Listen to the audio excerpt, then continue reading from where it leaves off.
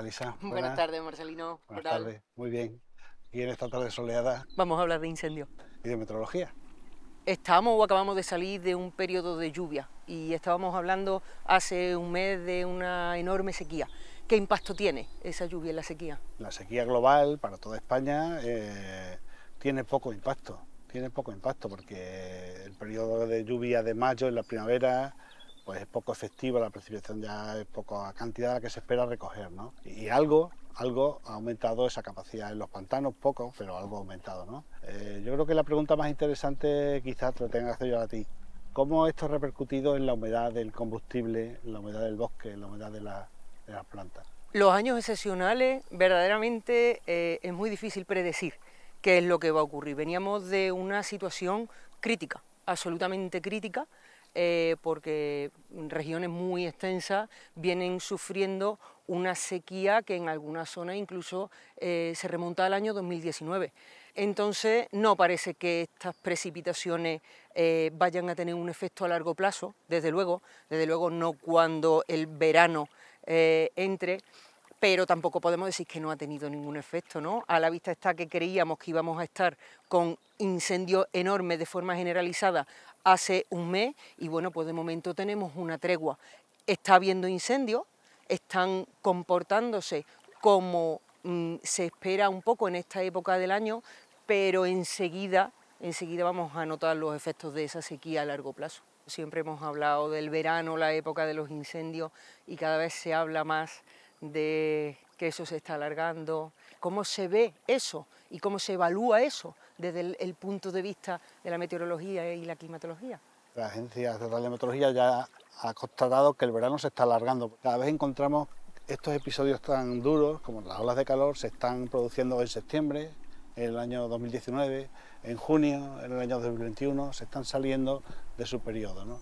Y estos periodos son los que provocan el estrés térmico que al final provoca el incendio forestal. Y por darte un dato contrastado, la Agencia Estatal de Meteorología, los expertos en clima han estudiado cómo ha variado el clima desde los años 70 hasta hoy, y por ejemplo en los años 70 solo había un 3% de clima semiárido, ¿no? Que estaba un poco en la zona de Almería, donde tradicionalmente se lo daban los espagueti western simulando el ejército de Arizona, ¿no?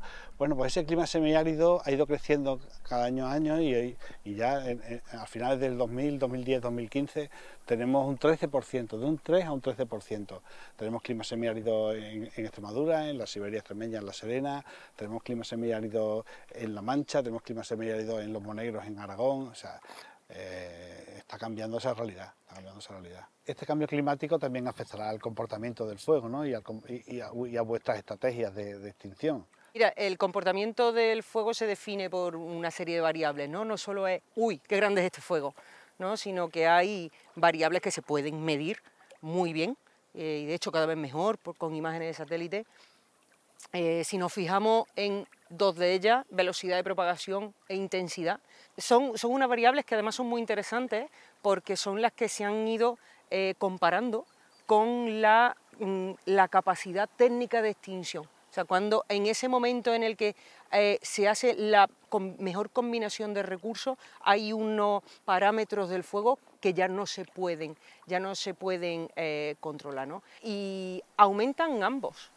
Ten en cuenta que una de las cosas que estamos viendo, ¿no?, es momentos, picos de viento más intensos, afectan a la velocidad de propagación, estamos viendo más estrés hídrico, afectan a la intensidad porque tenemos cada vez más carga de combustible disponible, con lo cual esos picos en el peligro meteorológico que nos trae el cambio climático va a ser que efectivamente los incendios que ya son extremos lo sean más, pero también nos va a ocurrir que incendios que ahora están en la franja intermedia pasen al umbral de los incendios extremos.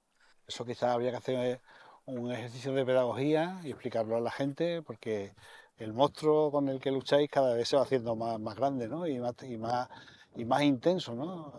En este incendio que hemos tenido en mayo en la Surde ha habido creo que en 12 horas 8.000 hectáreas, si no me equivoco, o cerca de, sí, 8.000 hectáreas en 12, 14 horas.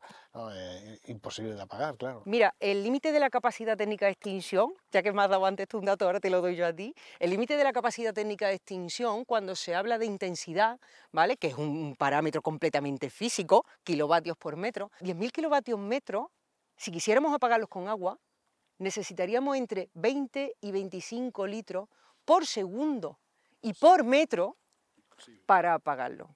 No es posible, no porque no tengamos medios suficientemente grandes, sino porque es que aunque los tuviéramos, no sería seguro que estuvieran entrando, con la cadencia que haría falta, que desde luego a día de hoy es inviable y lo va a seguir siendo. Porque mira, el año pasado, como sabes, algunos de los incendios más grandes que tuvimos en la península ibérica fueron provocados por rayos, ¿verdad? Que poco se habla, ¿no? Sí, sí. Y esa causa natural que siempre hemos tenido ahí como residual, ¿cuál es la tendencia en este tema? No hay una tendencia demasiado explosiva. Lo que sí ocurre es que en la primavera de toda la península, abril y mayo y junio, existe una gran actividad tormentosa, no va a disminuir y con ese escenario tenemos que vivir, ¿no? Te vuelvo quizá a la pregunta, claro, si siempre tendremos ese 5 o 10%, en fin, el porcentaje que se establezca de fenómenos de incendios provocados por rayos, ¿cómo crees tú que se debía gestionar el paisaje o de alguna manera sabiendo que esa fuente de ignición va a ser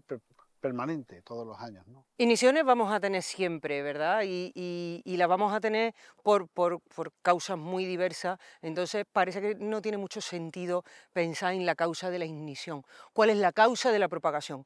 Ahí es el problema, porque esto que estábamos hablando antes, el comportamiento del fuego no viene determinado por la ignición, viene determinado por la propagación. La realidad es que, como hemos estado hablando antes, la climatología tiene una tendencia que hace que la vegetación esté más disponible, pero bueno, el otro asunto también importante y sobre el que verdaderamente hay que trabajar, porque esa es la solución y no la respuesta, que es lo que damos desde los dispositivos, es la cantidad de combustible que tenemos, la continuidad que tenemos, cómo los cambios de dinámica socioeconómica han llevado a un abandono de un entorno rural, básicamente debido a que no se sostiene una actividad económica. No se pueden pedir heroicidades, no se puede pedir al mundo rural que resuelva un problema que viene generado